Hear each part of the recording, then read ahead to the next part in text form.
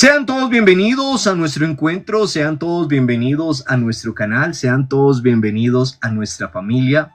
Hoy nos congrega la iniciación de este nivel 7, de este taller bíblico número 7, el cual vamos a titular Dios amante de la vida, sabiduría y poesía del pueblo de Dios. Ese es el nivel 7 que vamos a empezar nosotros. Y el tema número 1 que vamos a tener de este nivel se va a llamar, que lo vamos a estudiar, la sabiduría de Israel. Ese va a ser nuestro primer tema que vamos a hablar el día de hoy, la sabiduría de Israel. Cuando nosotros vamos a hablar de la sabiduría de Israel, nosotros debemos de saber que todos nosotros, todos los fieles que estamos congregados, somos sabios. Todos somos sabios. El pueblo de Dios es sabio. Mejor dicho, todos los humanos somos sabios. ¿Por qué somos sabios? Porque llegamos a la sabiduría por medio de una reflexión, de una experiencia de nuestro diario vivir. Y esa experiencia de ese diario vivir ha llevado que nosotros creemos unos dichos o unos refranes. Dichos o refranes que a lo largo de la historia se han ido transmitiendo. Cuando usted le dicen un refrán, cuando usted le dicen un dicho, cuando usted le cuentan una anécdota, pues efectivamente se va expandiendo directamente a lo largo de la historia. ¿Qué contienen? Pues palabras, dichos, frases, enseñanzas que nosotros vamos transmitiendo de hijos a nietos, de abuelos, de abuelos a nietos, de padres a hijos, y vamos transmitiendo de generación en generación. Compartíamos especialmente ese trabajito de esos dichos populares que muchos de nosotros, o refranes populares que cada uno de nosotros podemos tener. Por ejemplo, podemos ahorita escribir los dichos o refranes, y gracias a las personas que ya me los compartieron, pero por ejemplo, uno muy conocido, el que madruga, Dios le ayuda. Ese es uno muy conocido y muchos lo dicen. Otro, donde vayas, haz lo que ves y come lo que te den. Y cada uno de esos refranes, pues los decimos por algo que verdaderamente nos llevan a vivir. Otro refrán, no por mucho madrugar, amanece más temprano. Ese lo escuchamos a menudo. Otro, escoba nueva, barre bien. No se les olvide, escríbanlos, apóyenme, ayúdenme. Otro refrán, mis queridos hijos, en casa de jabonero, el que no cae,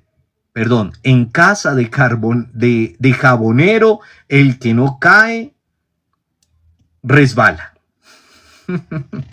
Otro, muy conocido, ir por lana y regresar trasquilado. Otro, en arca abierta, el justo peca. Otro, de tal palo, tal astilla, de tal árbol, tal madera. Ay, son dichos muy buenos que nosotros sabemos. Otro, a otro perro con ese hueso. Otro, échate en la cama y verás quién te ama. Para los enamorados. Otro, hay que estirar las piernas hasta donde alcancen las cobijas. Hay que estirar las piernas hasta donde alcancen las cobijas. Y otro también puede ser un dicho, un poema y demás. Hermosa, cierra la puerta. Aldaba tu corazón. Si tienes la puerta abierta, ¿qué culpa tiene el ladrón? ¡Ay! Esos poemas. Entonces nosotros estamos hablando de dichos, de frases, de poemas, de refranes que nos llevan especialmente a tener un cuchicheo. Y por eso era la importancia de que nosotros nos remontemos a esos dichos populares, a esos refranes populares, a esas frases que ustedes conocen que vienen marcando a través de la historia. Y por eso ustedes las están escribiendo, nos las están dejando en los comentarios, nos las han enviado también algunos de tarea.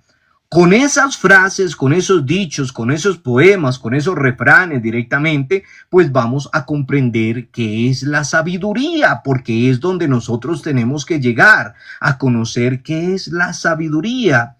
Ya habíamos dicho que todas las personas tenemos sabiduría, todas las personas tenemos que sabiduría. Eso quiere decir que todas las profesiones tienen sabiduría. El ama de casa, el constructor, el agricultor, el médico, el filósofo, el sacerdote, bueno, el bombero, todos tenemos sabiduría y cada uno de ellos, pues tiene un arte, una profesión. Y en medio de esa arte, en medio de esa profesión, por lo tanto, todos somos sabios porque cada uno sabe hacer su actividad. Y al ser sabios, pues intenta crear o tener unas frases, unos refranes que lo llevan especialmente a vivenciar lo que usted es dentro de su vocación. En pocas palabras, a vivir bien. El sabio es quien intenta vivir bien, vivir cómodamente, estar atento de todo. Por eso cada uno en su profesión va a descubrir especialmente sus frases. Esas frases del mundo que llegan a marcar su vocación, su existencia. Esas frases que llevan a tener, o esos refranes que llevan a fomentar una vida en armonía en aquellos que conducen alejados de la muerte. Y por eso iniciamos cantando: ¿cómo es posible yo vivir sin ti, Jesús? Si el fundamento de mi vida eres tú. Ahora bien, ya sabemos entonces que todas las profesiones pues tienen directamente algunos dichos, algunas palabras, algunos refranes que lo llevan o que van creando o que se van desarrollando a medida de la historia. Nosotros, mis queridos hijos, cuando estamos hablando directamente de la sabiduría, no nos podemos alejar mucho. Y tenemos que ir especialmente a los pueblos de la historia. En Israel, mis queridos hijos, en Israel, la sabiduría tiene el propósito de ayudar al individuo en su educación. Eso es lo que pasa directamente, ayudar a las personas en su educación, la sabiduría. Y por eso los sabios, mis queridos hijos, quieren ayudar a la nueva generación a que tengan una profunda experiencia de Dios, único y verdadero. A eso los va a llevar la sabiduría y a eso nos tiene que llevar. Por eso nosotros tenemos que ser felices en nuestra vocación. Tenemos que vivir nuestra vocación con alegría, sin importar lo que seamos, sea el barrendero, sea el odontólogo, sea el ama de casa, sea la señora del servicio, sea lo que nosotros seamos. Tenemos que ser felices porque el Señor nos ha dado sabiduría. Y de eso se relaciona directamente en Israel, que la sabiduría tiene ese propósito de ayudar a las personas, de ayudarnos a nosotros en la educación. Los dichos, los refranes que nos dicen, pues nos educan también a nosotros. Esos refranes que a veces nos los dicen por algo, esos refranes que a veces salen porque viene de los sabios, porque los sabios son los que quieren ayudar a las nuevas generaciones. Y de ahí es donde nosotros, por medio de nuestros dichos, queremos también ayudar a esas futuras generaciones, así como se hacía antiguamente. Es entonces que la sabiduría nos lleva especialmente a tener una experiencia de Dios único y verdadero.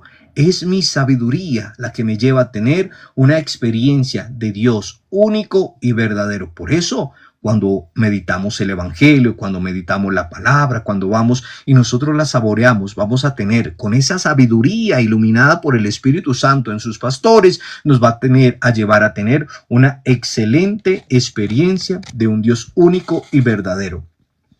También, mis queridos hijos, también en ese momento se les quiere ayudar a orientar sus vidas hacia el éxito y el bienestar. La sabiduría nos lleva a eso, a que nosotros podamos ser orientadores de ¿quiénes? de los que vienen atrás nuestro. La sabiduría nos lleva a orientar al bienestar y al éxito a los más pequeños. Por eso la fuente de la sabiduría, ¿quién es? No es ni las cartas, no es ni el tarot, ni la matica de sábila, no. La fuente de la sabiduría es Dios. La fuente de la sabiduría es Dios. Y ahora, para obtenerla, hay que tener una relación estrecha con Él.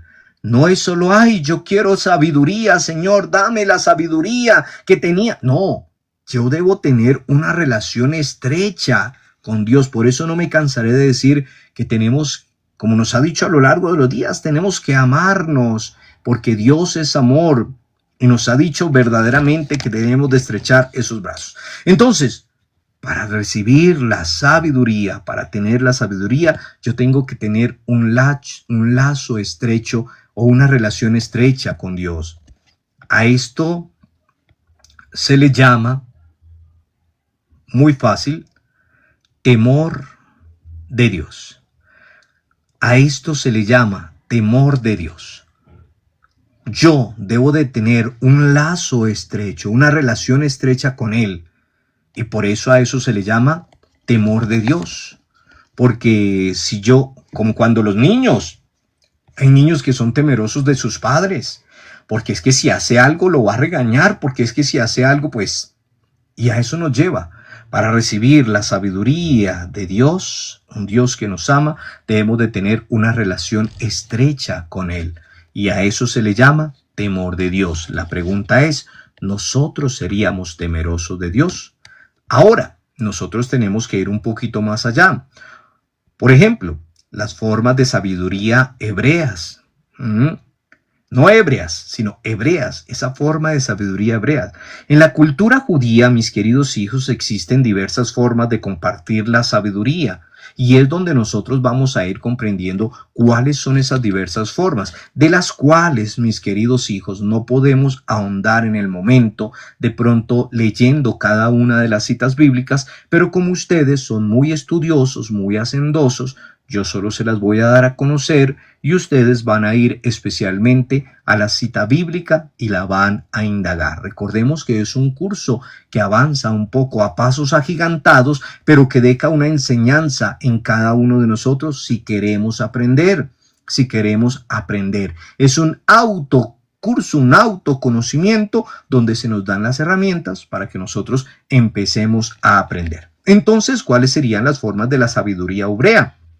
Sabemos, mis queridos hijos, que en la cultura judía existen diversas formas de compartir la sabiduría. De la misma manera que en nuestra cultura hay diferentes formas de compartir nuestro conocimiento. Yo puedo tener a 3 sacerdotes enfrente, pero cada uno imparte su conocimiento de una manera diferente. Yo puedo tener 3 abogados enfrente, pero cada uno de ese punto puede dar un punto diferente, porque cada uno de ellos, según su conocimiento, según su estudio, según su iluminación, pues va a compartir un conocimiento diferente. Ahora, ¿cómo se llama? El machal, que en hebreo quiere decir el proverbio, más bien con esas palabras, mejor quedémonos con el proverbio, ¿de dónde viene el proverbio? Pues viene de una raíz hebrea que significa gobernar o regir. Proverbio significa gobernar o regir. A lo largo, mis queridos hijos, del Antiguo Testamento vamos a encontrar diversos proverbios o cortes populares o folclóricos. Estábamos hablando de lo que decíamos, de las palabras, de los términos, de las frases, de los dichos populares. En el Antiguo Testamento, pues vamos a encontrar muchos proverbios, ya sean populares, folclóricos, de ese tinte. Si nosotros vamos directamente a los proverbios populares, los vamos a encontrar, por ejemplo, tomen nota para que ustedes lo tengan y puedan encontrar ese proverbio popular,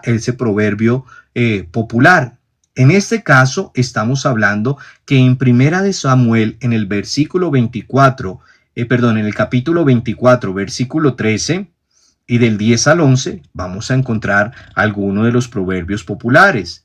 También lo vamos a encontrar en Primera de Reyes, capítulo 20, versículo 11, o en Ezequiel, capítulo 16, versículo 44. Esos proverbios, hay más, pero esos son fundamentales para que nosotros los conozcamos y los coloquemos en práctica y veamos que así como nosotros tenemos unos proverbios o unos dichos o unos refranes que nos evocan alguna experiencia, como por más de que madrugue, no amanece más temprano, pues ahí vamos a encontrar otros proverbios. También vamos a encontrar adivinanzas, porque en la Sagrada Escritura también encontramos adivinanzas y podemos encontrar una de ellas en Jueces, capítulo 14, versículo del 3 al 18. ¿Cómo así que también vamos a encontrar adivinanzas? Pues claro que sí, ahí para que ustedes vayan y también adivinador, ¿sabe quién soy yo? Adivinanzas, mis queridos hijos. También en la Sagrada Escritura, pues vamos a encontrar fábulas. ¿Y dónde podemos encontrar una fábula? También en el libro de Jueces, capítulo 9, versículo del 18 al 15. Vamos a encontrar también esas fábulas. Y recordemos que también en nuestra historia, cuando éramos pequeños, nos contaban adivinanzas, nos contaban fábulas, nos contaban cuentos, nos contaban dichos populares como los que tenemos. Pero también vamos a encontrar himnos en la Sagrada Escritura, también vamos a encontrar himnos maravillosos y podemos encontrarlo también directamente en Proverbios, capítulo 1, versículo del 20 al 33. Ahí encontramos un himno maravilloso. También podemos encontrarlo en el capítulo 8, versículo del 12 al 18, otro himno maravilloso que nosotros nos debemos dejar anonadados. O por qué no, lo podemos encontrar en Job, el capítulo 28. El capítulo 28 vamos a encontrar esos himnos maravillosos.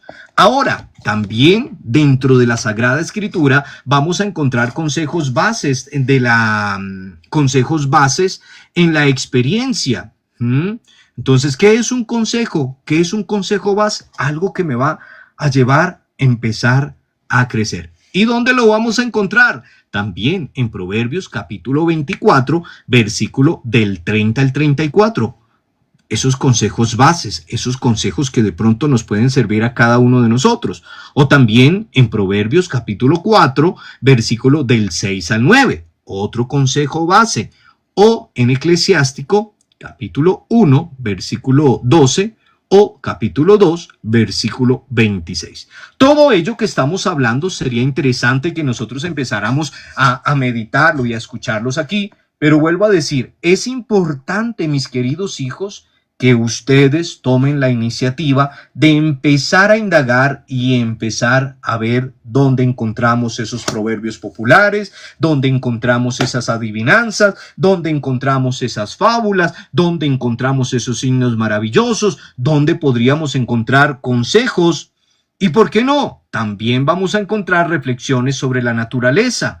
Oiga, qué bonito tener una reflexión. Pues claro, ¿dónde voy a encontrar una reflexión especialmente sobre la naturaleza? Pues directamente en el libro de Job, en el capítulo 28, versículo del 15 al 19. Ahí vamos a encontrar reflexiones. Claro, son más. Pero de ahí viene la tarea donde nosotros debemos de indagar y vayan tomando nota, porque nosotros dentro de nuestros trabajos, dentro de nuestra tarea, pues vamos a encontrar más proverbios. Ya encontramos proverbios de la vida real que ustedes me compartieron, que ustedes escribieron, que ustedes dijeron, pero ahora vamos a encontrar proverbios los más populares dentro de la Sagrada Escritura. Vayan tomando nota de la tarea. Esos proverbios más conocidos dentro de la Sagrada Escritura. Aparte de esa adivinanza que les acabo de decir dónde la encontramos, pues vamos a indagar si dentro de la Sagrada Escritura encontramos más adivinanzas. Si encontramos más fábulas, ¿cuáles son las fábulas que podemos encontrar dentro de la Sagrada Escritura? ¿Cuáles son otros signos que podemos encontrar? Otros consejos que también nos regala la Sagrada Escritura y otras reflexiones sobre la naturaleza. Así que vayan tomando nota. Ahora, vamos a adentrarnos en el contexto de esos libros sapienciales, porque de ahí es donde viene la sabiduría. Nos tendríamos que decir y preguntarnos cuándo se escribieron los libros sapienciales. ¿Cuándo se escribieron los libros sapienciales? Todas las reflexiones, mis queridos hijos, expresas en Proverbios para que nosotros lo tengamos muy presente, y todas esas frases que se expresan directamente y que se nos han transmitido y que se siguen transmitiendo de generación en generación desde los tiempos de las tribus, hasta cuando se organizaron las tierras recién conquistadas, seguramente, mis queridos hijos, algunos de estos proverbios se perdieron. O sea, parte los tenemos ahí en la Sagrada Escritura, pero otra parte seguramente, como hablábamos, se pudieron extraviar, se pudieron perder. Y eso ha sucedido también a lo largo de la historia con aquellos pueblos que tienen un lenguaje hablado, y tienen un lenguaje hablado que nunca lo pudieron escribir. Un lenguaje que nunca, solo lo hablan. Eso es como cuando usted dice, no, es que yo sé mucho inglés, pero yo no lo sé escribir. Entonces eso pasa directamente, se fueron perdiendo porque se podía hablar, pero no se podían escribir, no sabían cómo escribirlo en su momento. Y eso pasa a lo largo de la historia. Muchos directamente, seguramente, muchos refranes, muchas reflexiones, muchos escritos sapienciales se pudieron perder. ¿Por qué? Porque no se podían escribir.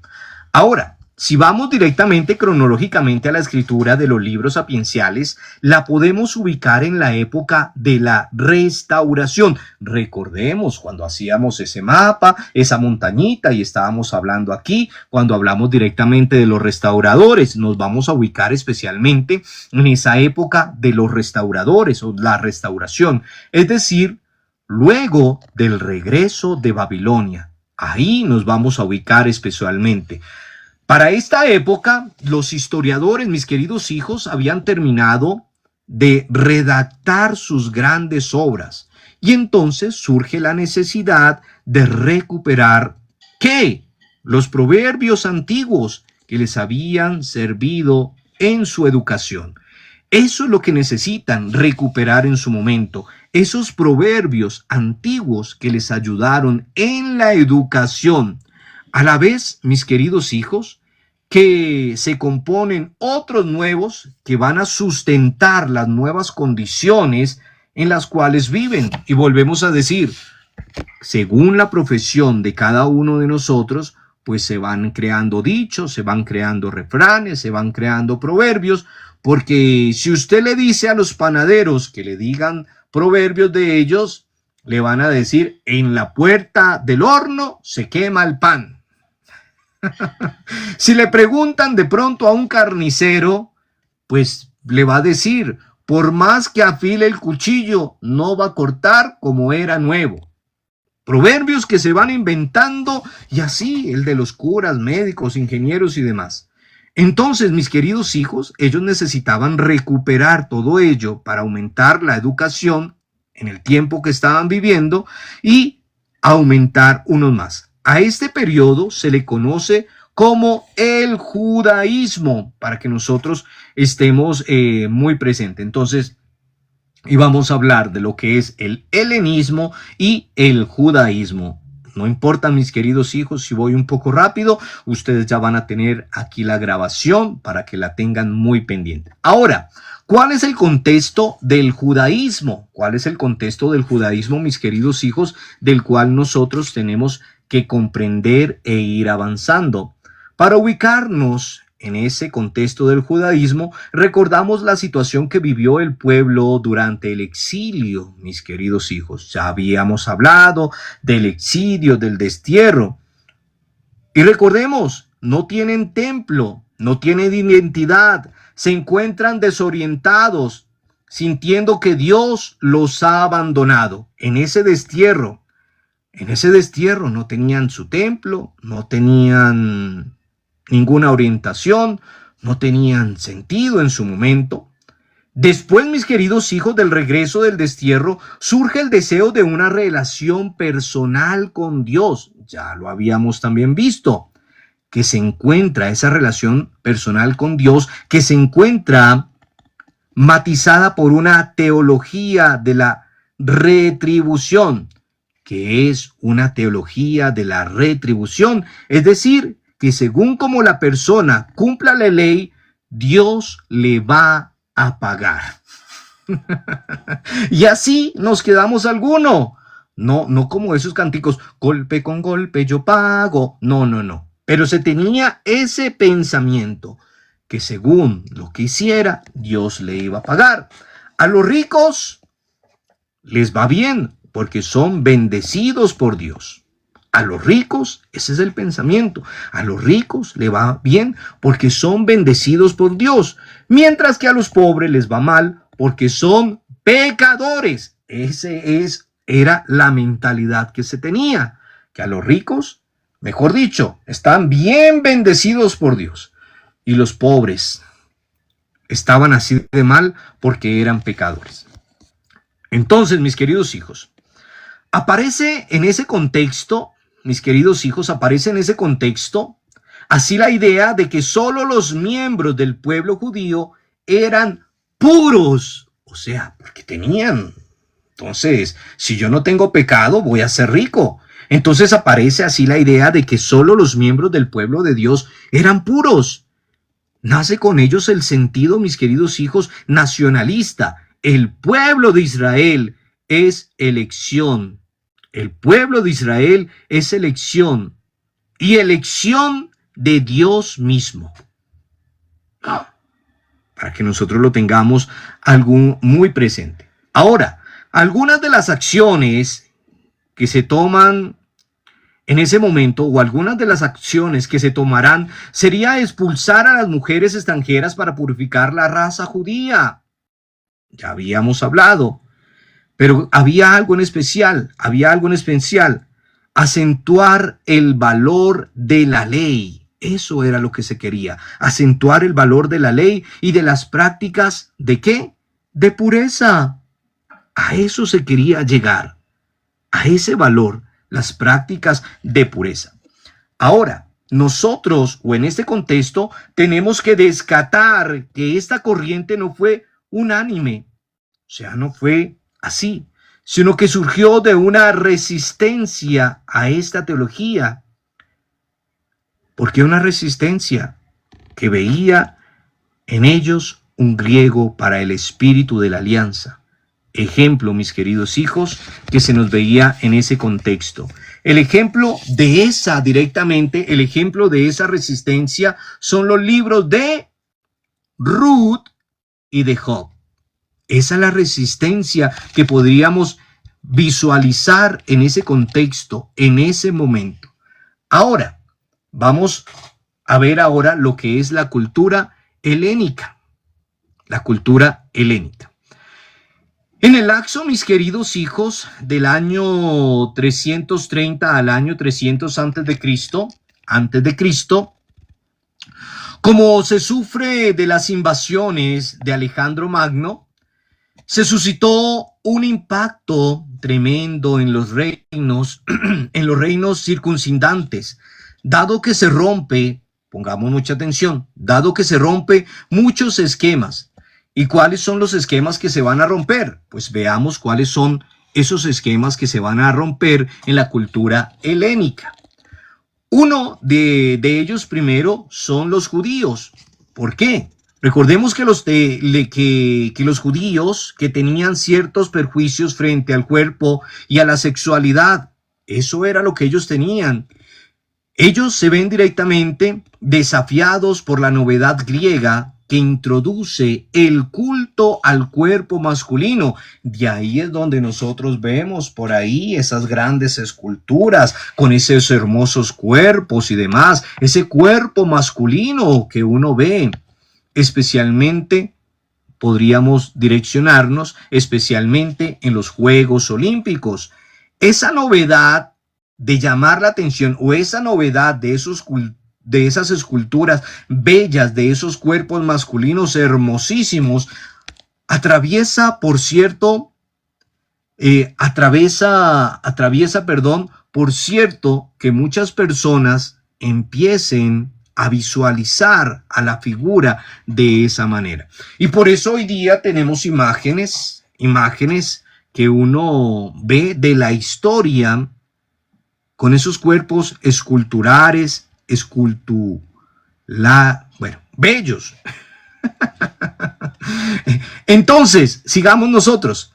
Esas imágenes, de por cierto, eran muy atractivas y queda vedada para los juicios, puesto que no podían participar de los juegos porque eran circuncidados y eso les causaba vergüenza. Ya nosotros conocemos que es por qué eran circuncidados y por qué en su momento les causaba vergüenza. Ahora bien, avancemos. El judío, mis queridos hijos, recibía su instrucción ¿en dónde? En la sinagoga, mientras que los griegos la recibían en el teatro o en el gimnasio. Para los griegos, mis queridos hijos, para los griegos, lo importante era cultivar, ¿qué? La inteligencia. Eso era para los griegos. Lo importante era cultivar la inteligencia. Para el judío era el cumplimiento de la ley. Y de ahí es donde vamos viendo la diferencia especialmente. Sigamos. El griego, mis queridos hijos, quería explicar la vida a través de las ideas del alma y del cuerpo. Eso era lo que quería que hacer el griego. ¿Y qué decía? El alma es más corruptible, el cuerpo no. Y esa era la idea que tenía el griego en su momento. Por lo tanto, lo que hay que cuidar es el alma. Esto era novedoso para los judíos, que tenían una idea del cuerpo y espíritu unidos totalmente. O sea, cuerpo y espíritu unidos totalmente. Ahora, el griego, mis queridos hijos, justifica la explotación del esclavo. Ellos van a justificar por qué se explota el esclavo y ellos justifican esa explotación. Pues hay que salvarle el alma, aunque se le destruya el cuerpo. Lo que les importaba era salvar su alma, por más de que perdieran el cuerpo. El trabajo manual era para ¿quiénes? El trabajo manual era para los ignorantes. El trabajo manual era para los ignorantes. La mujer se concibe como negativa e inferior. Todo esto era opuesto a la mentalidad judía. Entonces, el trabajo, como decía, las cosas duras eran para ignorante y la mujer se concibe como algo opuesto, algo inferior a la mentalidad judía. Esto genera o hay dentro de ellos un conflicto entre la cultura griega y el judaísmo. Hay un conflicto entre ellos dos. Y se dio solo en la región de Judea. En Jerusalén, ahí estaba el templo, mis queridos hijos. Y sobre todo, para que lo tengamos muy presente, entre los que vivían en el campo. Ahora, para Israel, la tierra era la herencia de Dios. Por eso su relación frente a este proyecto del mundo. ¿Cuál proyecto del mundo? El proyecto del mundo griego. ¿Pues qué? Pues amenazaba su identidad familiar y afectaba el proyecto tribal de los padres que le implicaban. Vamos avanzando. Como le digo, es mucha información, pero nosotros tenemos mucha inteligencia. Recordemos, mis queridos hijos. Ahora, muy bien. 1. La semilla de una nueva organización. Lo primero que quieren es ser la semilla de una nueva organización. 2. Quieren vivir una nueva esperanza. Quieren vivir una nueva esperanza. 3. Ser ellos sujetos históricos para vivir o que vivan en libertad. 4. desean ellos mantener la memoria de la alianza de Dios con un pueblo libre. Y esos son 4 aspectos fundamentales que nosotros no debemos de dejar pasar desapercibidos. Sigamos entonces, mis queridos hijos, con lo de los libros sapienciales. En este caso, lugares en los que se generan la sabiduría. Y vamos a hablar de esos libros sapienciales. ¿Cuáles serían los lugares donde se generan la sabiduría?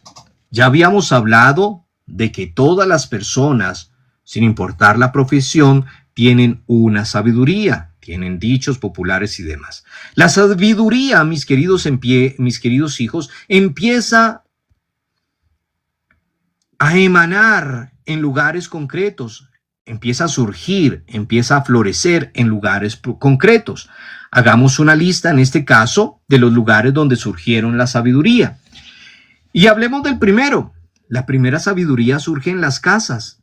¿Y cómo surge? Y eso lo podríamos hablar en la actualidad. ¿Cómo surgen las casas? Pues en las relaciones familiares, en las relaciones interpersonales, en el trabajo doméstico. Entonces, la primera parte de esa sabiduría surge en las casas. La segunda parte podríamos decir que surge en el campo. Entonces surge por medio de la naturaleza, por medio de los animales, por medio de todo lo que es directamente el campo. Estamos hablando de los dichos y demás. También surge directamente en la ciudad. Entonces, ¿cómo que sí que surge en la ciudad? Entonces, en las plazas, en el comercio, en los portales, en el medio de transporte, etcétera, etcétera. El ambiente, mis queridos hijos, de relación religioso, de culto, en el aspecto jurídico, en el aspecto de la medicina. En el templo, pues ¿cómo sabemos en el templo? En el culto, en las oraciones, en las plegarias, en las promesas. ¿Y cómo lo vemos en el palacio? En la corte de gobierno, en el ejército, en los altos mandatarios y magistrados y demás. Ahora, en estos medios, como lo es en las casas, en el campo, en las ciudades, en el ambiente, en la iglesia, etcétera, etcétera, en estos medios se fueron formando los libros de proverbios, en esos medios, el Eclesiastés, el Siracides, el Eclesiástico, y la sabiduría. Entonces, para que nosotros veamos que estos libros, como Proverbios, Eclesiastés, Siracidas, Siracidas, sabiduría, ¿sí?, se fueron creando ¿en dónde? Pues por medio de las casas, del campo, de las ciudades, del medio del ambiente político y demás. Se fueron afianzando, se fueron formando y se fueron convirtiendo en una memoria popular, se fueron convirtiendo en himnos, se fueron convirtiendo en cánticos. Y de ahí es donde nosotros encontramos el libro de los Salmos. En el libro de los Salmos encontramos poemas de amor. También encontramos poemas en el Cantar de los Cantares. Encontramos obras de teatro en el libro de Job. Podemos encontrar novelas y libros y otros libros en Ruth. Podemos encontrar Esther, podemos encontrar en Judith, podríamos encontrar en Tobías, podríamos encontrar en Jonás. Entonces, por medio de estos libros encontramos todo lo que habíamos hablado. Poemas, refranes, dichos, fábulas, etcétera, etcétera. Ahora, tenemos también que pensar, ¿quiénes escribieron la sabiduría de Israel? ¿Quiénes escribieron la sabiduría de Israel? Es decir, ¿quiénes descubrieron la sabiduría de Israel? Entonces podríamos decir nosotros que es decir, descubrir los autores concretos, mis queridos hijos, de los libros de la sabiduría israelita, pues nos queda un poco complicado. Solo sabemos que los escritos pusieron como autores de sus obras a personajes famosos. Eso es con lo que nosotros queremos quedarnos hoy. ¿A quiénes? A verdaderas autoridades del pueblo. Con ello se buscaba darle más categoría a sus obras. A este proceso de nombrar una obra con el nombre de un personaje famoso se le conoce como pseudonimia. Pseudonimia.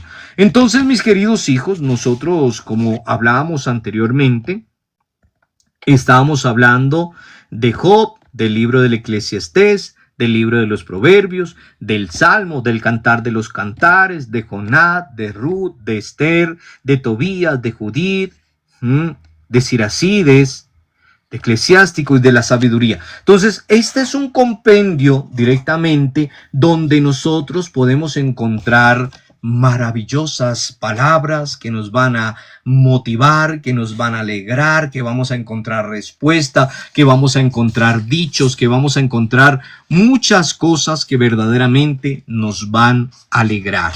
Recordemos, mis queridos hijos, que estábamos viendo especialmente pues ese contexto histórico de la sabiduría de Israel. Así que, mis queridos hijos, digamos todos: gloria al Padre, y al Hijo, y al Espíritu Santo, como era en el principio, ahora y siempre, por los siglos de los siglos. Amén. Gloria al Padre, y al Hijo, y al Espíritu Santo, como era en el principio, ahora y siempre, por los siglos de los siglos. Amén. Gloria al Padre, y al Hijo, y al Espíritu Santo, como era en el principio, ahora y siempre, por los siglos de los siglos. Amén.